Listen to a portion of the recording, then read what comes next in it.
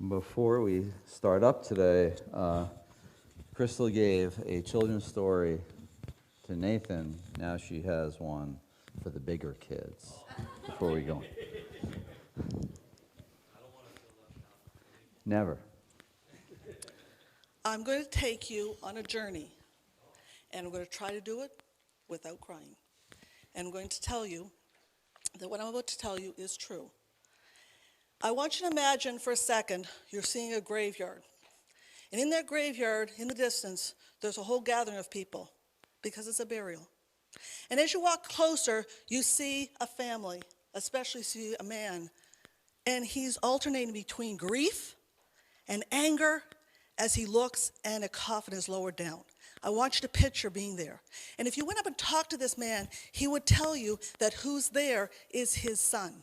And it should never happen. A child shouldn't die before a parent. And he's angry. And he's grieving. He's hurting. And his wife and his daughters are grieving and they're hurting.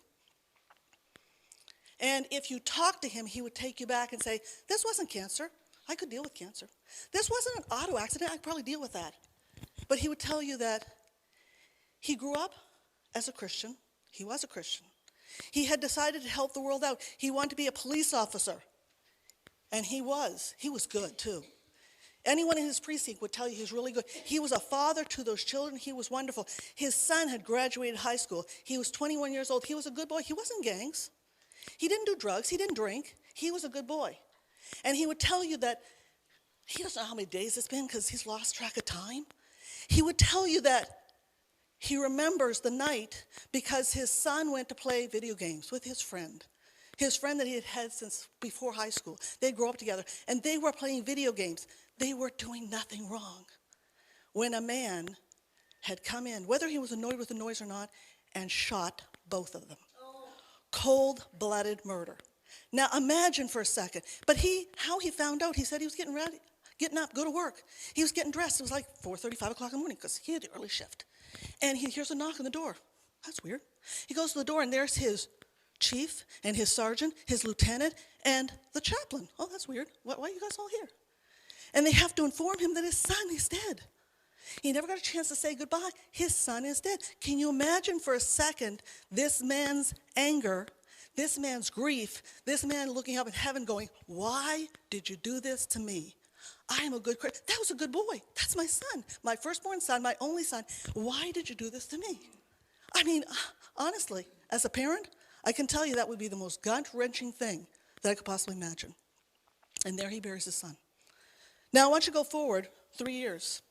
Because unfortunately, unlike cancer, unlike an accident, when there's something like this, you've got to face another part of it, and that is a trial, because they caught the man. They caught the man who, according to him, he just wanted to go drink beer and smoke some pot, and somehow he got annoyed with the kids. He'd never met them before, and he killed them. And this man, this father, has to walk into a court and see that man who murdered his son for the first time, 3 years after the fact. And his own testimony says he knew going forward that would be one of the hardest things possible. He had to walk in there. And he said, but the strangest thing happened. I walked in the court and I saw that man on the other side. And he said, immediately my heart was filled with love. And he goes, I can't explain it because I asked God afterwards, why'd you do that? Honestly, I should be hating this guy, I should be cursing this guy, I should be doing something. But here I am, I'm filled with love for this guy that killed my son. How is that even possible? And the court was shocked because the jury found him guilty with no problem. And the prosecutor who recommended the death penalty, but this father whose son was killed said no. And he said, well, the best we're going to do is, you know what, you don't want him dead, that's fine, we're going to put him life in prison because he deserves it. But he literally had to beg and plead this man was not killed. Now I want you to go forward another 3 years. And during the next 3 years, that man starts writing letters to this man who's serving life in prison. And every time he writes a letter, he crumbles up and throws it away. Until finally, he gets up enough that he writes a letter to this man going, I know you took my son's life. I forgive you for that. And I know that God's there, and I know he's a God that will forgive you. And he goes, but I have a favor. He said, since you shot my son, will you be my son? Honestly, really? Seriously, this man does this? And he sends it to jail. And this man receives this letter. And on the other side, the man probably starts to cry because he had been praying to God that he could somehow be forgiven. And he said when that letter, it was an answered prayer because he had prayed, God, send me some sign that this man will forgive me for this crime that I committed. And the letter came. This man goes and he tries to see the man in jail. And you know what? The court wouldn't let him because the court was smart, and so was the police department. They're like, oh, he's going to go in and somehow kill this guy because, I don't blame him. I mean, son's dead. Took him forever to get to see this man. He went in, he embraced this man. He went to visit him. He's serving life in jail, but he went to visit him. And years after this, he went one step farther. He found out this man grew up without a father. He adopted him. Yes, he's in prison, but he literally has adopted him in. And I look and I say, wow, when he gets to heaven, he gets to say to his son, I understand you died tragically, but because of that, this man here is here. Because this man has given his heart to God because of a tragedy that happened.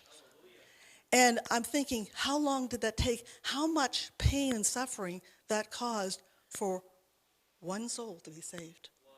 But in God's opinion, it doesn't matter what has to be done for a person to be saved, it's worth it.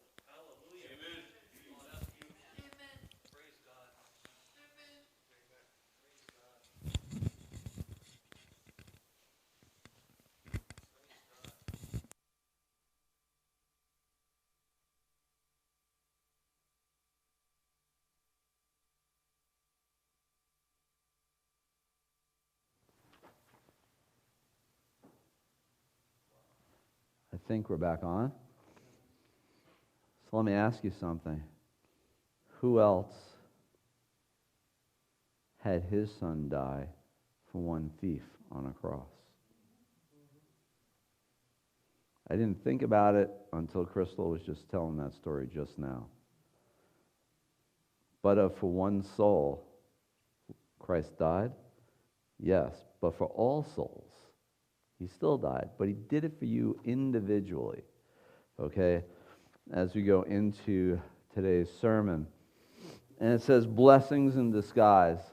I want to take you back to the year 1994. This is shortly after my dad succumbed to diabetes and high blood pressure and passed away. And I thought, well, gee, I went through being the medical surrogate for him, having my father-in-law, Dr. Gildart, there day in and day out giving me information about his sickness. And I said, I had just finished my PhD. Maybe God is telling me I should go to medical school. So I applied to Loma Linda out in California. I flew out. I interviewed with Loma Linda. I was accepted, and it was July of 1994. I got a letter in the mail. They had cut their budget and cut the number of applicants, and I was not accepted. Now, here we were. Our small apartment was all packed up in boxes. Had a 18-month-old child, no job, and I'm sitting there going, why? Why, after I threw my complete life into youth ministries at the Tampa First Church, why was this happening? But like Crystal said earlier with the horse, God doesn't see here, God sees where? Way out in front. If that event didn't happen, then I wouldn't be at the Bradenton Church. I wouldn't be standing here before you now. My life would have taken a completely different turn at that fork in the road. but as I am reminded of semester after semester by my lovely wife, the students that we touch each semester, you don't know where that planted seed winds up. So as we look into this title, Blessings in Disguise, I'm going to kind of take you on a journey about a dreamer. Now, let's start at the beginning of Joseph's story. And we're doing this, interestingly enough, I decided to do this with Nathan this morning, a little bit for Sabbath school. Anybody in here tell me the 12 tribes of Israel? Reuben? Teeny, help me out here. Simeon, Levi, Judah, Dan, Naphtali, Gad. Wow. Thank you, Elizabeth. And there's a song that the kids learn when they're younger called These Are the Tribes of Israel. But Joseph, right? And it says here, humble. Look at Joseph's beginning. Joseph reminds Jacob of who? Yeah, his wife. And he loves Joseph so much, which he kind of makes it pretty apparent to the other 11, that he loves him so much that I bolded it here, that he gets him this coat of many colors. And we're in Genesis 37 here. And we were talking this morning, we said, how many people in here have siblings? Raise your hand. How many of you, keep your hands up. How many of you ever had a disagreement with your sibling? Keep the hands up, right? I was the afterthought child in my family. My mom was 40 when she had me. My brother and my sister in the Catholic faith at the time was my godparents. That's how much older they are than me. My sister was born in 1946. That tells you how much older she is than me. I was born in 1963. Okay? You can do the math on that one. And yes, it took a very long time for them to treat me as their brother. But I can tell you that, yes, there were times when they treated me like their son and not their sibling, that there were times that I probably wasn't too happy with them. But they take it one step further. Not only did they hate him, now you should never hate anybody. You can hate their actions, but never hate the individual themselves. But they could not even speak peaceably to him. They couldn't even say a kind word to him. Well, this sets a very, very bad heart, does it not? And if that wasn't bad enough, Joseph, with his coat of many colors, decides to tell his brothers about some dreams he had. Now, the first dream, I said, okay, bundles of sheaves of wheat, and mine is upright and tall and straight, and guess what? There's 11 others, which kind of could be those 11 brothers. And what are their sheaves doing? Bowing down to his. Well, if their hatred wasn't bad enough, after he tells them the first dream, I would say that the temperature is rising inside those brothers. And it turns out he has a second dream. And in that one he said, well, I behold the sun, the moon, and the stars. And these 11 stars were made to be obedient to me. Wow. Okay. The brothers decide that they're out taking care of business for Dad.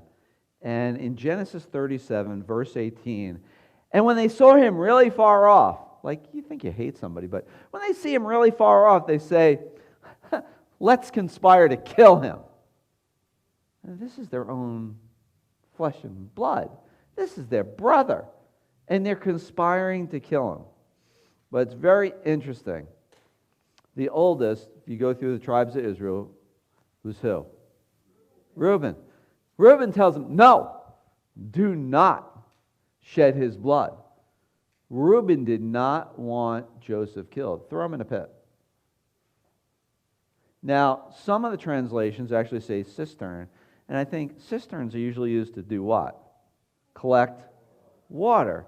So this may be in just a giant pit that they used to collect rainwater in, but it was deep enough where he was not getting out of this pit, right? And how do you think Joseph felt when he was down in this pit?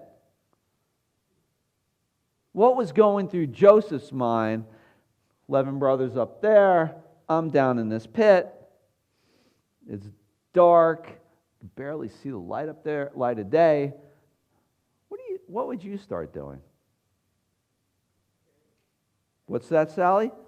I'd start a conversation with God. I would start that open conversation saying, Lord, He gave me these dreams.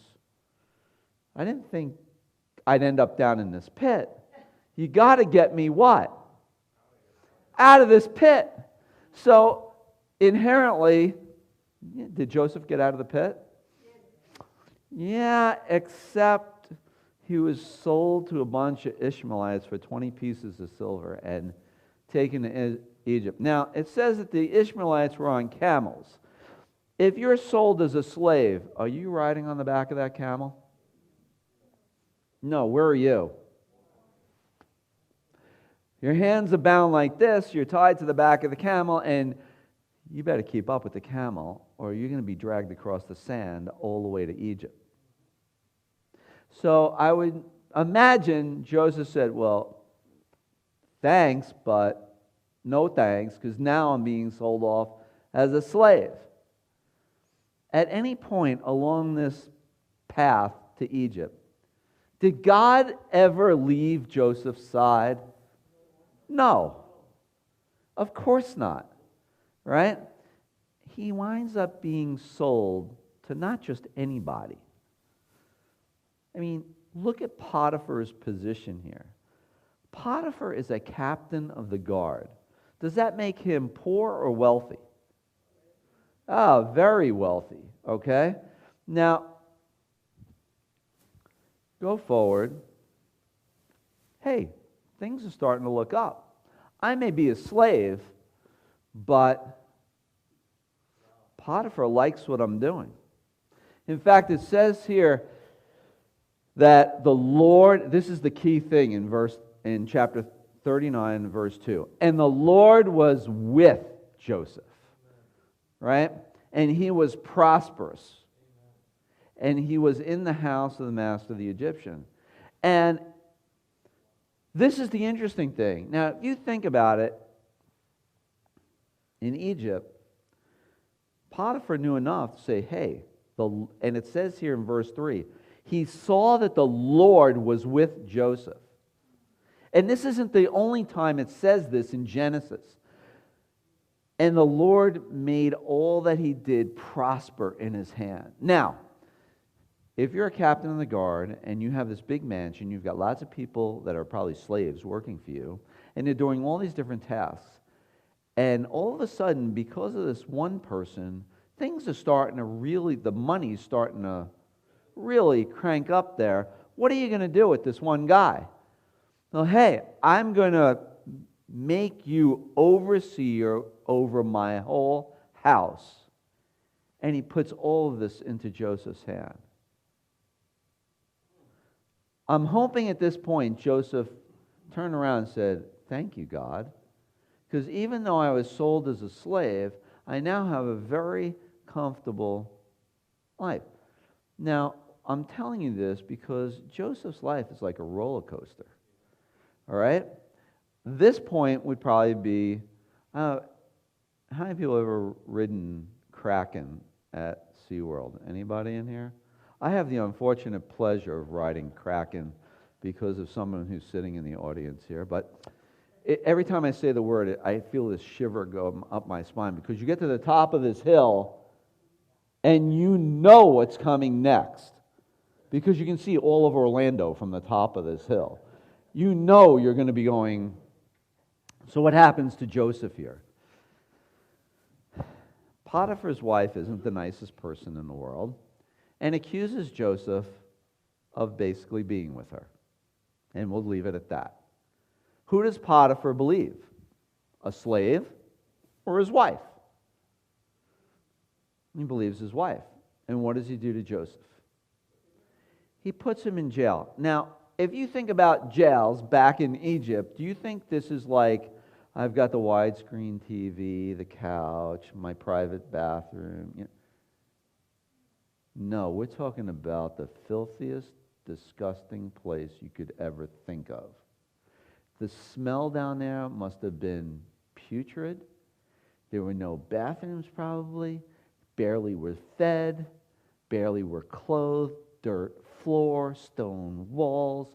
It was a bad, bad situation. But what's very interesting about when he's down there, right,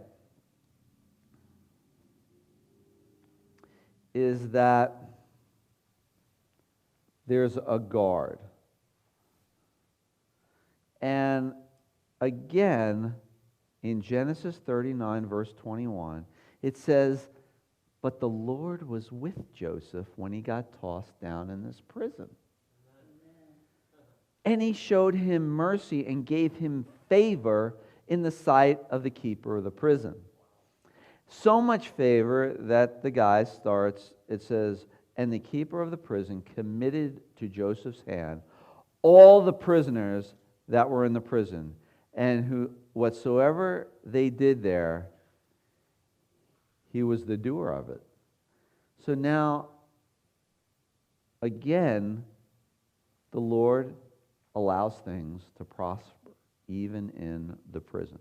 Now, we know about prisons. Prisoners come, prisoners go. Prisoners are executed, other ones are coming back in. But two special prisoners are going to come into this prison, right? From Pharaoh. We have a wine steward. Now, what's the job of the wine steward? He's got a really important job. He takes that goblet of wine, takes it to Pharaoh, and what does he have to do first? He has to taste it to make sure it's not poisoned before giving it to Pharaoh. All right. The baker, that's pretty self-explanatory. He's cooking for Pharaoh, right? He's baking bread. And we know from the story that they had dreams, right? The steward and the baker.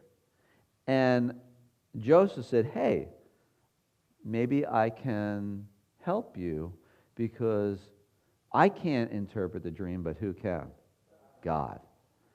And the wine steward tells him that he was squeezing grapes into a goblet, and he goes, "Oh, hey, guess what? You're going to be restored to your former position." Baker didn't have it so good, did he? Right? Because he had a basket on his head, and the birds were picking from the basket, and Joseph said, "This is not going to be good for you, because in 3 days, you're going to be executed." And as the wine steward gets put back into his position, Joseph says, "Please remember me." Now, do you think the wine steward told Pharaoh as soon as he got back to his position about what Joseph had interpreted and how it came true? No. It says here in Genesis 41 that it took 2 more years of going through being in prison as a slave, right, before Pharaoh has a very interesting set of dreams. Now, if you could ever have a nightmare, I would say these would probably rank right up there, right? Because if there were 7 beautiful ears of corn and 7 really decrepit ears of corn, do you know how bad a nightmare it is to watch corn eat corn? Okay, that shouldn't happen. Now, last time I checked too, cows are not carnivores, right? But to have 7 healthy cows and these really decrepit, scraggly, nasty-looking cows come up out of the Nile and devour the 7 healthy ones. If I was Pharaoh, I wouldn't sleep a wink.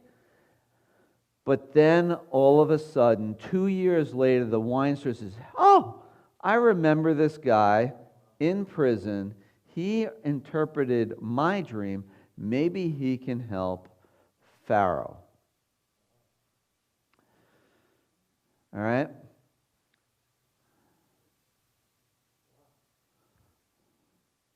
So, this is really important, verse 16 and 41. Look what it says here. And Joseph answered Pharaoh, saying, it is not in me. God shall give Pharaoh the answer of peace. Joseph does not, this is the transformation now, right? Because Joseph is saying, look, I'm a vessel. God will give me the interpretation, but it is not me. This is not my interpretation. And he tells them, yes, you will have 7 years of plenty, followed by 7 years of famine. Now, let's recap for a minute. Given a coat of many colors, thrown into a pit, sold into slavery, purchased as a slave, looked up for a little bit, thrown into prison, rotting in prison, but then started to prosper in prison, has the chance to interpret a dream for Pharaoh, because nobody else could. And where does it bring him?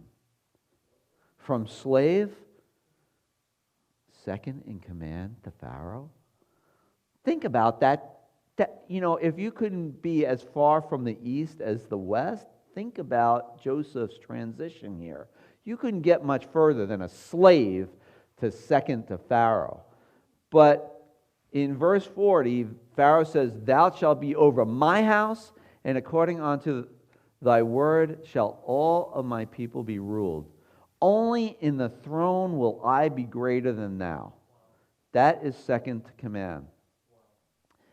And Pharaoh said unto Joseph, see, I have set thee over all the land of Egypt.